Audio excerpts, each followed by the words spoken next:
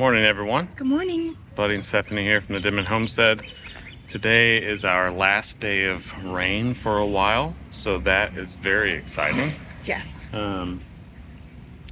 But I just want to do a video showing you some updates. We've got updates on the roof, updates on the barn, updates on the river. So let's take a look at what's going on up here, and then we'll go down to the river where it's flooding and get the drone out, get some drone footage. All right, come on.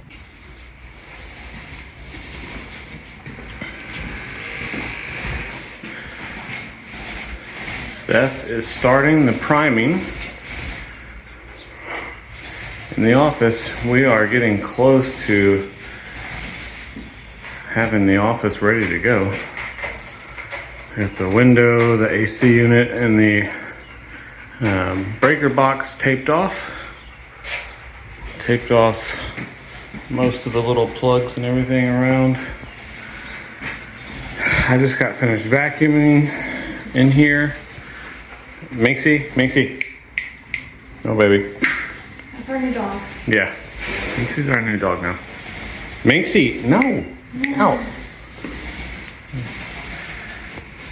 She's probably confused because I let her come in here sometimes. Oh, well, I just got done vacuuming.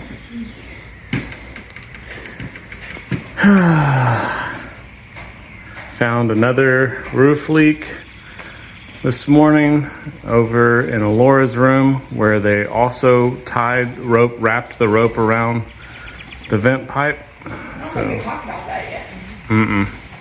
We've got 2 extra leaks created by the roof tarpers when they did all this rope. They wrapped the rope around the vent pipe right there, and one over, you can't see it, but it's over above Alora's room. And what that has done is it's pulled the vent pipe like in the direction that the ropes are being pulled, because it's got sandbags on it, and it's like kind of shifted it away from the roof, and now water is running down those vent pipes. So I had to get up there and put buckets underneath both of them.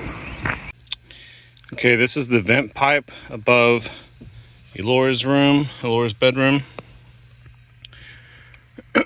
This is another one that had the ropes wrapped around it. There is drips of water coming down it, and it is dripping on this 2x4 and then rolling down onto the sheetrock beneath, which is why we're seeing a stain underneath the or on the bottom part of the sheetrock in her room. There is a water stain, and it is because of this vent pipe, just like the other vent pipe. Whenever they wrap the rope around it, whatever shifted or pulled, it's letting water come through every time it rains. I'm gonna try and I brought a bucket thinking I could just put it under, but this 2x4 is keeping me from doing that. So I'm gonna have to get a shorter bucket to try and get under there. Right here is the main, well, I say main, but this is the first leak that we saw in the kitchen. It was dripping through the vent right next to it. That vent is also pulled or shifted. Water is just running down. So I had a bucket under that one for the last couple days. I put the tall bucket under there, grabbing the short bucket, I say bucket, bowl, to take over to the other one by Alora's room. But those are the 2 vent pipes that are leaking. Just happens to be the 2 that the roof tarpers wrapped sandbag ropes around. We found that out because I got up in the morning yesterday and walked through the kitchen, and water dripped on me from the air vent, and it was right next to that vent pipe. It was just hitting the sheetrock next to the vent pipe and rolling into the air vent and dripping down. So it's always an adventure. When it comes to priming your sheetrock, there are 2 schools of thought, and the first one is. You want to talk about why you prime the sheetrock in the first place? Well, you prime the sheetrock so that your paint adheres to it, and your texture and paint adheres to it, right? Yeah, I mean, you don't necessarily, some people don't texture their sheetrock at all. They just paint right over it. But if you don't prime your sheetrock before you paint, the paint will literally suck into the sheetrock, and you'll put on 7 coats of paint before you can get anything to stick. So we are going to texture, but there's 2 ways you could do that. You could texture straight onto the drywall as it is, or you can prime it first and then texture, which I prefer to do. So it helps you Yeah. see the texture that when you prime it, it's white. It's like bright white, and then your texture goes on kind of like a dull gray. So you can see what you've textured, how thick the texture is a lot better when you prime it first. Especially for newbies like me who are like, Yeah, if we were like super experienced, the other method is to texture everything and then do the primer, because it does create a stronger seal since you're putting that primer over the texture and the sheetrock, so everything is bonded together stronger. you But can go back and primer over the texture yeah, again. you can primer again. I think we'll just paint, but our paint is paint primer, so it's kind of the same thing. So yeah, we're primering first. When Seth gets the texture gun out, it helps see what we've done, where it needs to be a little lighter, a little thicker, that kind of thing. So that's what we're doing. And here we are at the San Jacinto River. Well, I mean, this is the spillover from the creek and the river and everything that's still running over here. But since I can actually get back here in the pasture, as far as to where I'm at right now, I wanted to get the drone out and just kind of get a bird's eye view as to what everything looks like. So that's what we're gonna do right now.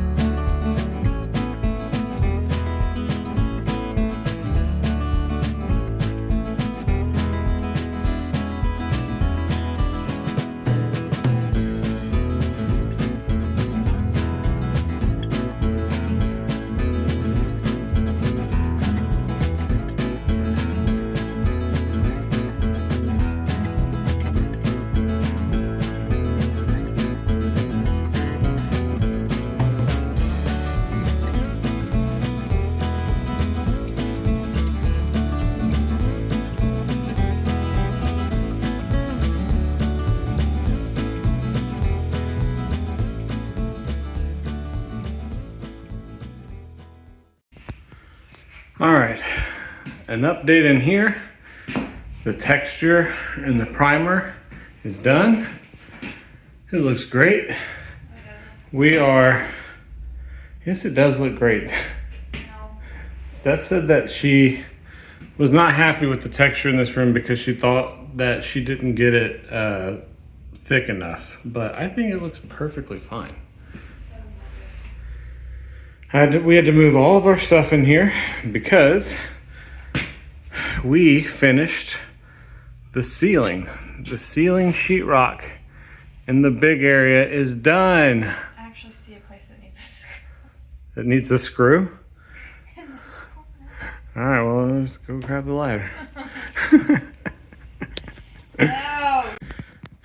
Ceiling sheetrock is the worst. We had Caden come out and help us do a few of the sheets because it was just getting really difficult, but We're old.